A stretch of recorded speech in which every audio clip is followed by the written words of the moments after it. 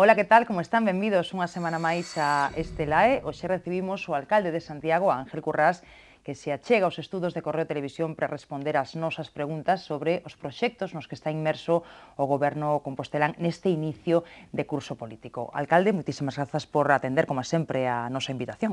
Grazas, Susana. Se lle parece, alcalde, empezamos por unha cuestión que se fala moito estes días na cidade. Do que máis se fala? O traslado do Fórum Gastronómico de Santiago á cidade da Coruña. Primeiro díxose que era por falta de espazo, un lugar axeitado para celebralo na nosa cidade, porque o Palacio de Congresos quedábase pequeno, pero onte dicía a concelleira de Turismo, Reyes Leis, que é Santiago a que non quere o Fórum Gastronómico porque supón un investimento moi alto que non revirte na cidade na medida en que debería revertir, non? En que quedamos? A que se debe esa decisión? Que na toma? A vostede que lle parece? Como a defende? Ben, eu creo que o Fórum Gastronómico cumpliu na cidade 3 edicións, cumpliu o seu papel, pero de cara ao futuro, evidentemente, habría que plantexar quizás outra liña diferente. Un orzamento para o Fórum Gastronómico de 500.000 euros para 3 días non tivo o retorno que se esperaba na cidade. Moi ben, foi visitado por 15.000 persoas, pero 15.000 persoas de onde? De Santiago, e da comarca de Santiago e dos alrededores de Santiago, quizás incluso de Galicia. Pero que supuxo en pernoctacións na cidade? Que supuxo en presencia en restaurantes da cidade? Todo eso, pouco. Por outra parte, o Fórum Gastronómico tiña unha proxección especialmente da cociña catalana.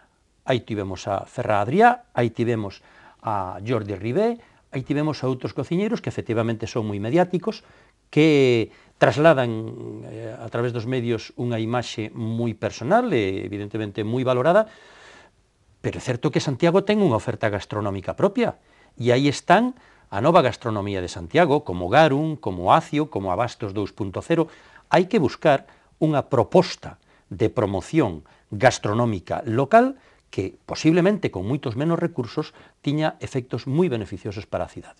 Por tanto, eu considero que o Fórum Gastronómico durante estes 3 anos cumpliu unha función na cidade, pero creo que agora pareceme oportuno que se non cambiaba a liña de Fórum Gastronómico, evidentemente creímos que Santiago xa non podía seguir acollendo isto.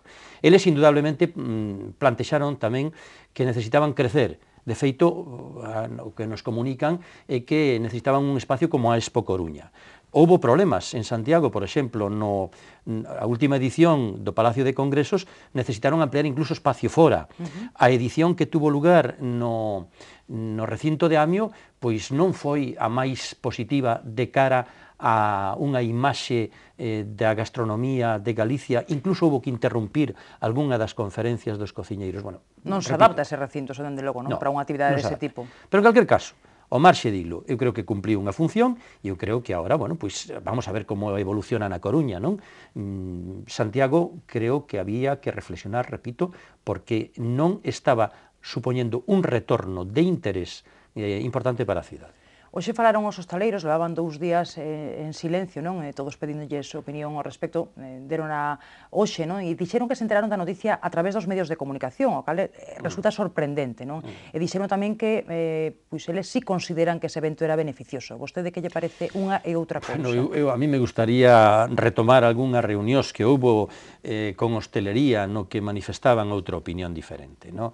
Eu creo que non pode haber nun momento determinado decir que os recursos que se destinan ao Fórum Gastronómico eran mellor destinalos a unha promoción de Santiago de Compostela no que se refire á gastronomía e logo... Dixeron eles iso. Claro, é que esa foi unha postura que eles mantiveron.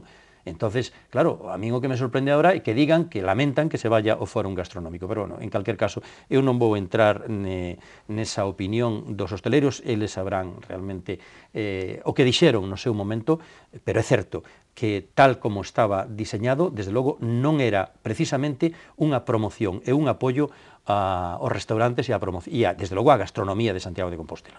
E gustaríame salientar outra valoración que se facía no plano político, a que facía onte o voceiro do PSOE, Paco Reyes, que se preguntaba se non tería o goberno local compostelán algunha débeda con Carlos Negreira, alcalde da Coruña e presidente do partido na provincia, que explicase ese traslado. Bueno, mire, eu non vou entrar nesa polémica.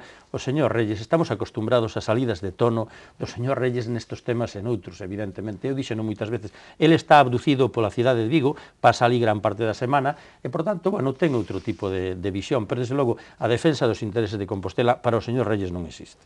Eses 100.000 euros que se destinaron o ano pasado, que destinou o Concello á celebración do Fórum Gastronómico, vanse destinar entón a outro tipo de accións? Sí, sí. Está algo pensado? Hai algo avanzado nese sentido?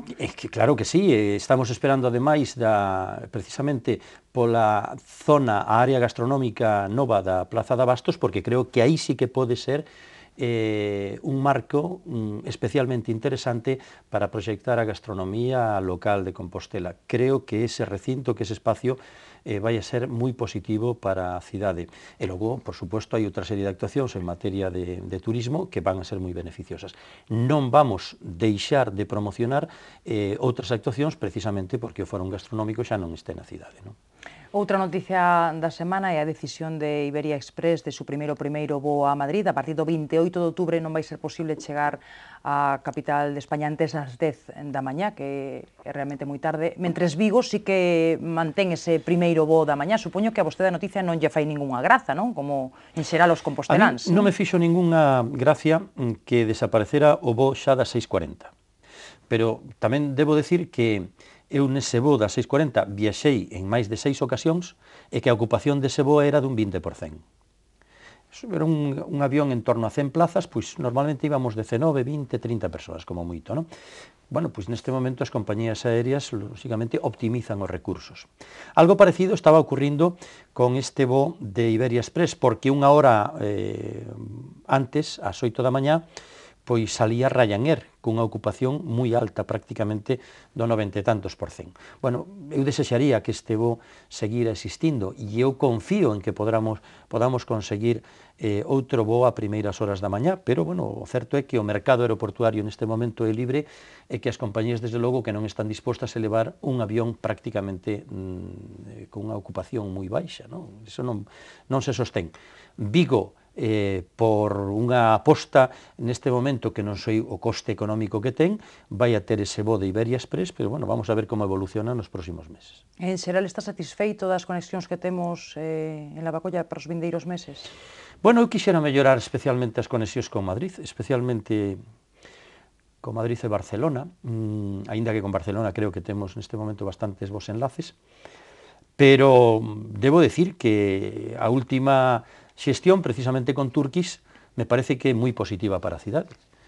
Ter un enlace diario con Tokio a través do hub de Estambul e con avións de 180 plazas que permitan non solamente viaxar a ese destino, sino tamén traer aquí prácticamente a 1000 visitantes xaponeses todas as semanas, me parece moi positivo. O tráfico internacional de Lavacolla está funcionando estupendamente.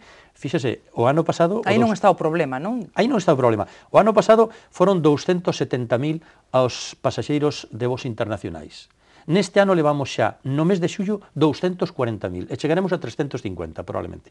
Estamos cun incremento do 20 e tantos %. Por tanto, esa é unha oportunidade que nosotros temos que potenciar. Pero temos que reforzar, e así o dixen precisamente no Comité de Coordinación Aeroportuaria, os enlaces de Santiago con Madrid, Santiago con Barcelona, e logo enlaces indirectos a través das cidades Patrimonio da Humanidade. Esa é, indudablemente, o gran reto, e eu espero que podamos lograr. E niso están traballando, me imagino, non? Por suposto que sí, pero teremos que ter algunha reunión máis para debatir, desde logo, ese documento inicial de AENA, que eu creo que fai unha radiografía bastante veraz do tráfico aeroportuario de Galicia, e despois apostar, lóxicamente, por esas conexións. Falaba vostede de Tokio, leva un mes de setembro moi viaxeiro vostede, non? Despois desa viaxe a Xapón que fixo na compañía da Concellería de Turismo, Reyes Leise, con moitas accións promocionais, pagou a pena ese desplazamento? Eu estou convencido. Había dous obxectivos claves. Primeiro, o ano dual España-Xapón, fomos a primeira cidade en estar en Xapón cunha promoción de Compostela e aí se plantexaba varias accións. En primeiro lugar, co Instituto Cervantes vai a ter unha exposición, ademais o Instituto Cervantes en Tokio é un dos máis importantes do mundo, vai a ter unha exposición de Santiago de Compostela e do Camiño a finais do ano dual. Por outra parte, a ofrecemento da propia Embaixada Española en Tokio, que ten un recinto expositivo moi importante para levar a cabo accións alí de promoción e de contacto con empresarios e con tour operadores, aparte tamén dun espacio expositivo, e tamén a través da cidade de Tanabe, ca cual vamos a ter un encontro en Santiago para formar un convenio de promoción cultural e turística. E logo había outro frente, que era a promoción turística a través da Feria Giata. Bueno, pois a gran noticia na segunda reunión que tivemos con Turkish Airlines foi precisamente ese reforzo das conexións con Tokio a través do hub que ten en Estambul e logo abrir a posibilidade de un circuito co principal promotor, o tour operador máis importante de Xapón en relación con España, que é Mikami Travel, para facer un circuito polo norte de España de tal maneira que utilizaría como bases Bilbao e Santiago. De tal maneira que si os visitantes xaponeses nun segmento de idade comprendido entre os 55 e 70 anos con poder adquisitivo importante entran por Bilbao, saldrían por Santiago, ou se entran por Santiago, saldrían por Bilbao. Esa proposta vai a ser unha realidade no mes de maio de 2014. E, de feito, ese tour operador estará en Compostela nas próximas semanas. Se conseguiu eso, se conseguiu unha promoción importante tamén no Centro de Turismo de Tokio, e se abren outras posibilidades. E, desde logo, o Camiño de Kumano e o Camiño de Santiago van a levar a cabo unha promoción conxunta. Hai un dato significativo. Na visita do Centro de Interpretación do Camiño de Kumano, cerca do Templo Central, en meta dese camiño, me decía o alcalde de Tanabe que de abril a agosto foron 100 visitantes españoles os que ali estuveron. Por tanto, algún fruto está dando xa esa promoción de Santiago. De feito, neste momento ten unha exposición permanente de Compostela e do Camiño ali. Como se ve Santiago ali en Xapón? Polo que vostede puido apreciar, hai interese por visitarnos? Hai muchísimo interese. E hai interés. coñecemento do que é Compostela? Sí. Primeiro porque son as dúas rutas de peregrinación, o Camiño de Kumano e o Camiño de Santiago, declaradas Patrimonio da Humanidade pola UNESCO. E iso, indudablemente, xenera moita expectación, non solamente en Xapón, tamén en Corea. En segundo lugar, o visitante xaponés está moi interesado pola cultura, polo patrimonio, pola arte e agora, ademais, pola gastronomía de Galicia. Temos similitudes na gastronomía, o pescado, o propio marisco. Eso atrae moito a ese turismo xaponés. Desde logo é un turismo de un poder adquisitivo altísimo, a media do visitante xaponés en Santiago é de 2.000 euros frente menos de 1.000 euros dun visitante europeo. As posibilidades que se abren son moitas e, desde logo, hai un gran interés por Santiago de Compostela. Eso puiden percibir en todas as reunións que mantivemos con tour operadores, con medios de prensa. Aí é curioso, cando presentamos a cidade de Santiago, na que o único alcalde que interviu, fun eu, na Feria Giata, había 150 tour operadores. Na miña intervención 150 tour operadores. Por tanto, o interés que hai por Compostela, o interés que hai por Galicia é grande. Bueno, chegou vostede de Xapón, tivo que marchar para Ávila, había ali unha asamblea extraordinaria de alcaldes das cidades Patrimonio da Humanidade de España. Estivo tamén ali o ex-rexedor Xerardo Estévez, e ali falaron vostedes de como facer que os cascos históricos sexan atractivos para vivir, non? Que é o reto de sempre. Non sei se atoparon a fórmula máxica para conseguilo. No, evidentemente non, pero todas as cidades teñen o mismo problema, que é a preservación e facer o casco histórico algo vivo. Iso é unha realidade que coincidimos con Ávila, con Toledo, con Segovia, con Cáceres. Ese 20 aniversario que celebrábamos en Ávila, eu creo que o que serviu foi para, primeiro, valorar o que se fixo, que foi moito, especialmente en materia de promoción, en materia de recuperación do patrimonio, e, desde logo, facer unha aposta especialmente orientada hacia os cascos históricos destas cidades de cara ao futuro. Temos diferentes posibilidades. Quizás a cidade que ten un instrumento máis eficaz é Santiago polo consorcio. É certo que tamén Toledo e Cuenca dispoñen dun consorcio das tres administracións, pero mentre que aquí temos un orzamento de 8 millóns de euros, eles tenen 2 millóns de euros para a rehabilitación. Por tanto, Santiago vai por diante en materia de rehabilitación, de preservación dese patrimonio, e logo algo fundamental nas 13 cidades, que é a promoción conxunta baixo unha marca única, Cidades Patrimonio da Humanidade de España. Nesa asamblea aprobouse tamén unha proposta súa, premiar a Fundación Barría de la Maza, non, polo seu apoio ao patrimonio, en particular pola restauración e rehabilitación do Pórtico da Gloria, non? Todos de acordo aí, non? Eu, a verdade é que percibín unha sensibilidade por as 13 cidades enorme con esta proposta. O premio do grupo foi, noutros casos, para a Fundación de Arte de Castilla e León, foi para a Fundación Atapuerca. Eu propuxen que se tivera en conta o traballo, o labor feito pola Fundación Barrié na defensa do patrimonio monumental, do patrimonio artístico ao longo da súa vida, pero especificamente o traballo que se está facendo no Pórtico da Gloria de Santiago. Cando expuxen as circunstancias nas que se atopaba o Pórtico da Gloria, o esforzo que se está facendo, o interés por recuperar esa obra que quizás unha das obras máis importantes, desde logo, do patrimonio mundial, inmediatamente o voto foi favorable. Por unanimidade, e será entregado o premio á Fundación Barrié o 15 de novembro na cidade de Salamanca. Desde ali mismo me puxen en contacto co presidente da Fundación Barrié, con José María Arias, que me agradeceu esa proposta e agradeceu, tamén falou co presidente de Cidades Patrimonio, para agradecer ese premio que creo que é de xusticia. Xa que falamos de cascos históricos, comeza, alcalde, o procedimento para reformar o Plan Especial do Casco Histórico, as normas que regulan todo o que se fai na Amendoa. Vostede que agarda dese novo plan? Aínda falta tempo para que o vexamos plasmado no papel, pero xa se empezan a dar os primeiros pasos. Ten que ser máis flexible, e se é así, en que aspectos concretos? O Plan Especial do Casco Histórico, que foi tamén un instrumento moi oportuno nos últimos posiblemente 20 anos, e que permitiu a recuperación do casco histórico de Santiago. Creo que Xerardo Estévez tivo moi clara, desde o primeiro momento, a esa aposta pola preservación da cidade histórica de Compostela. Hai que actualizalo a unha realidade que é a do século XXI. O certo é que levamos perdendo poboación e levamos perdendo comercio no casco histórico nos últimos anos e cada vez máis. As necesidades dunha vivenda fai 40 anos non son as necesidades dunha vivenda do casco histórico no 2013. Por tanto, hai que flexibilizar a instalación de determinados equipamentos, por exemplo, os ascensores, flexibilizar incluso unha maior disponibilidade posiblemente de aseos nas vivendas do casco histórico, pero preservando sempre a envolvente, a cuberta, a fachada e todo o demais dos edificios. E por outra parte, hai que flexibilizar tamén o uso comercial non solamente da primeira planta, sino tamén noutras plantas.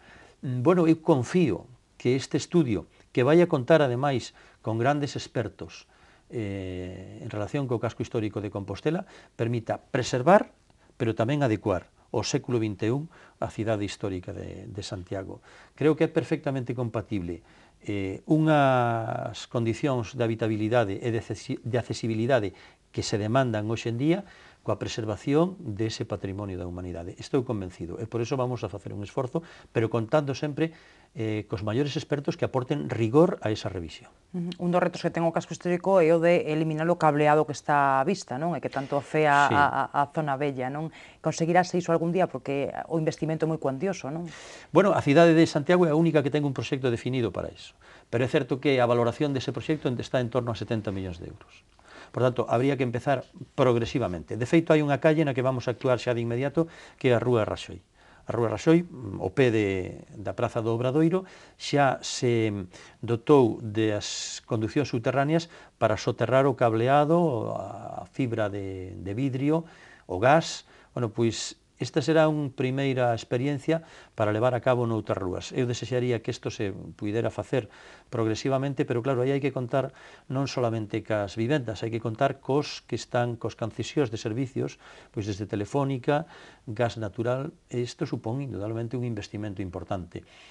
Habrá que facelo lentamente, pero eu estou convencido que nungos anos o soterramento das instalacións será unha realidade. No caso da Rúa Raxoi, están xa algúns traballos adiantados.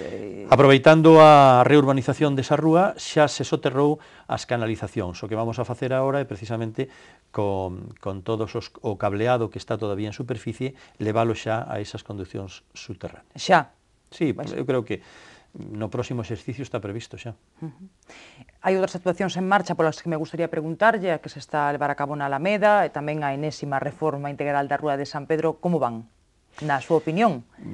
Porque se sabe que hai voces para todos os gustos, non? Vamos a ver. Calquer obra, calquera actuación no casco histórico é complexa. No caso da Rúa de San Pedro, creímos que todo estaba de acordo cos planos que dispoñíamos no Concello. Nos dimos conta de que non, de que as conducións non iban por donde estaba marcado nos planos, que había conducións que teñían que estar posiblemente cerca de 1 metro de profundidade e estaban a 40 centímetros. Isto obligou a facer catas, e isto retrasou o inicio da obra. O ritmo que leva ahora é bon, o número de traballadores se incrementou e non solamente van a traballar durante de lunes a venres, sino tamén o sábado. Por tanto, creo que podemos razonablemente non acabar no plazo previsto, pero sí, posiblemente, con unha diferencia relativamente pequena. Os veciños, antes de que cambie para falar da Alameda, din que teñen que facer case unha gincana para acceder ás súas casas. Pero si eu entendo, pero iso pasou tamén na reurbanización de General Pardiñas, ou pasou na reurbanización de República do Salvador. Non nos olvidamos de que efectivamente hai incomodidades cando se reurbaniza unha rúa, e máis unha rúa do casco histórico. Pero isto xa o sabíamos, e eu pido comprensión aos veciños, e eu pido un pouco de paciencia, porque ao acabado final da rúa vai a merecer este esforzo que estamos facendo agora. E hai unha ventaxa na Rúa de San Pedro, que é que prácticamente non hai garaxes. Se os garaxes estiveran ali, o problema sería todavía moito maior. Bueno, eu confío que o avance das obras sexa agora a un ritmo maior, e desde logo o remate da obra eu estou seguro que dignificará a entrada do camiño francés na cidade. Outro tema, o da Alameda. A Alameda sí que é moito máis cómodo, estamos actuando nun parque público con unha gran superficie, xa está as obras iniciadas da cafetería, da futura cafetería, se derrubou xa o edificio anterior e vamos a actuar no estanque. Son actuacións lentas, son actuacións complexas, pero creo que merece a pena abordalas porque temos o mellor parque das cidades galegas. Outro asunto da semana son as queixas do BNG sobre o abandono das antigas instalacións do Exército en Bando. Efectivamente, a zona está infrautilizada, inutilizada, máis ben, e chea de maleza, non? De verdade é tan complicado conseguir que Defensa ceda eses terreos para que poidan ser desfrutados de algunha maneira, xa sabería como, polos veciños de Santiago? Eu non sei, desde logo, fácil non é, pero mire, no ano 2005 o señor Bugallo xa tiña a solución para Bando. Primeiro iba a ser... Hubo varios plans, sí, pero... Iba a ser un espacio deportivo, iba a ser o recinto do Aeroclub, iba a ser o lugar onde se iba a construir un hotel de luxo e unha urbanización de luxo. Ano 2005, estamos no ano 2013. Todos os esforzos do Concello foron infrutuosos, e iso que tiñamos un goberno amigo era...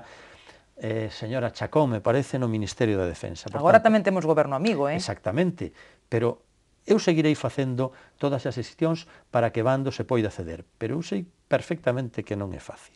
O que habrá é que mantelo nunhas condicións de limpeza e de, evitar que, lóxicamente, a maleza poida supoñer máis dun disgusto en caso dun incendio.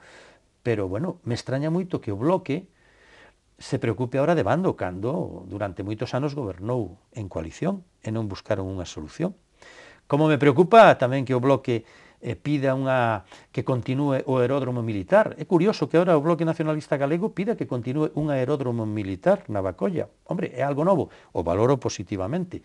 Pero, vamos, desde logo, a facer todas as xestións co Ministerio de Defensa para que así sexa. Sei que non é fácil, porque son moitos anos de xestións e que non deron o fruto desexado. E, desde logo, o señor Rubén Cela sabe perfectamente como foi esa xestión co Ministerio en Madrid. Estes días estamos tamén moi pendentes da investigación xudicial do accidente de Angrois. Hai quen di, por exemplo, Xosé Manuel Beiras, o líder de Alternativa Galega de Esquerda, que tanto Renfe como Adif están intentando obstaculizar o labor do xuiz por ese recurso presentado contra a imputación dos responsables de seguridade. A vostede que lle parece esa apreciación e, en todo caso, como ve a instrucción por parte do xuiz Alaez? Eu nunca opino sobre unha actuación xudicial. O que pido como alcalde é que se esclarezcan as causas do accidente e que un accidente como o de Angrois non se repita nunca máis, non solamente en Santiago, sino noutro sitio da nosa xeografía.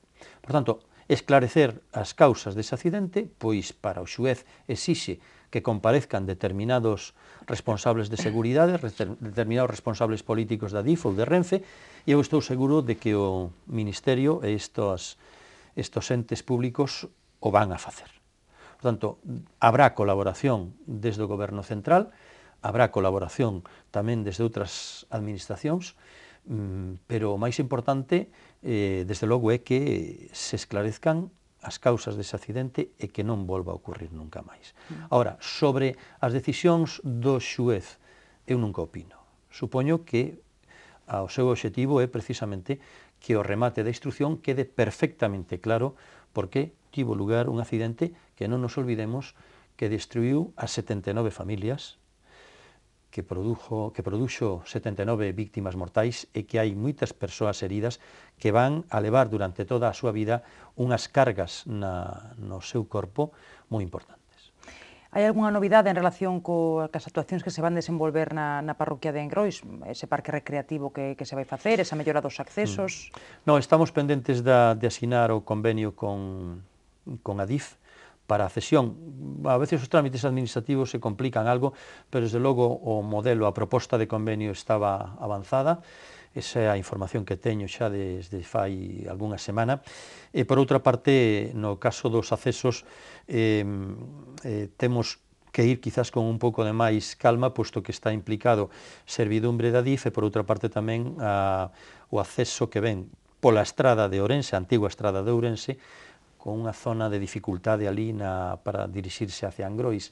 É unha zona onde acaba un carril de salida da autopista e, por tanto, non é tan fácil, pero eu confío que se avance nas próximas semanas. En canto a ese parque público que se lle vai dedicar aos heróis e ás vítimas do accidente, cando vai ser o bautizo oficial? Bueno, o parque público xa está realmente funcionando. A verdade é que me quero reunir con algúns dos artistas que ofreceron a súa colaboración para ilo. Son varios, as propostas son algunhas delas moi interesantes, e eu espero que, desde logo, ao longo deste mes, quede xa unha proposta, de alguna maneira, decidida e que se poñan inmediatamente. É certo que o que me comentaba algún deles é que necesita pois un tempo probablemente de 4, 5, 6 meses para levar a cabo esa proposta escultórica, pero, bueno, en calquer caso, o parque xa é público, xa está, lógicamente, a disposición da cidade. A Operación Pokémon cumpría estes días un ano, sempre toca falar dela, non? Neste caso é pola efeméride. Ten dito vostede moitas veces que confía na xustiza, pero tamén lle pedía axilidade, non? Non semella que a cousa vaya para xa, non? Parece que aínda quedan dilixencias por diante. Parece que non, parece ser que quedan dilixencias pendentes de levar a cabo. Bueno, eu digo sempre o mesmo, a mí me gustaría que se axilizase todo o proceso, que se avanzase na instrucción e que canto antes se peche. Un proceso que continúa durante moitos anos. Temos moitos exemplos. Non favorece a ninguén. Desde logo, non favorece aos responsables políticos, nos que estamos, lóxicamente, nesa operación, non dá serenidade tampouco nin tranquilidade na xestión diaria. Por iso eu sempre insisto en pedir celeridade. Se cumple un ano, bueno, pois a ver se nos próximos meses podemos xa ter algo de luz no proceso de instrucción. Estamos no inicio do curso político. Ve vostede puntos de encontro ca oposición ou van seguir tan distanciados como ata agora? Eu ofrecín á oposición sempre colaboración desde o grupo de goberno. En algúns asuntos conseguimos esa colaboración, pero na meirande parte deles non. Pero iso non depende do alcalde, se depende solamente da oposición. Dous non pelexan se un non quere, alcalde. Neste caso tres, pero neste caso tres. A min sorpréndeme, volve a sorprenderme a confluencia, no, do Bloque Nacionalista Galego e do Partido Socialista en moitos temas. Bueno, eu creo que están predestinados non a xestionar. A historia dice que, desde logo, aquí en Santiago sempre foi unha, aínda que con moitos problemas, pero un goberno